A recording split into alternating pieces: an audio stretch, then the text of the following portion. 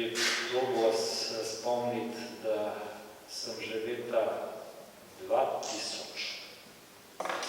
1.12.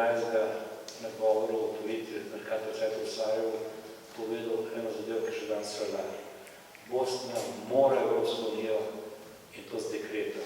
Bosna vse tiste zahteve, ki jih ima Evropska unija, glede na svojo sestavo teh nivojev oblasti, ne bo nikoli izpolnil. In jaz upam, da bo Evropska unija tudi v teh težkih časih nadaljevala širitev. Severna Makedonija začel premijer Zajev, odpravila tiste ključne težave, čas je, da pride Evropska unija. Črna Gora je tudi izpolnila te ključne zahteve, da pride Evropska unija Srbije na tej poti in prema ostane še Bosni in Hercegovina, ker vidim samo rešitev, da gre v Evropsko unijo.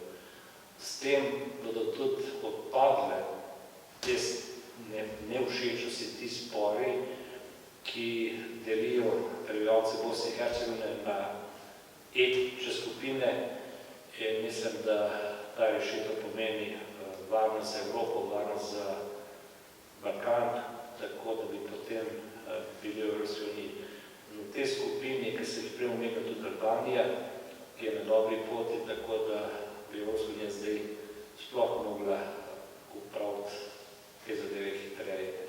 Torej še enkrat, moje načelo je, Bosna in Hercegovina mora dekretom dovoliti leto v Evropsko unijo, kar bo pomenilo dejansko možnost razvoja v Bosni in Hercegovini tudi to, da bojo ponovni ljudje ostajali v Bosni in Hercegovini.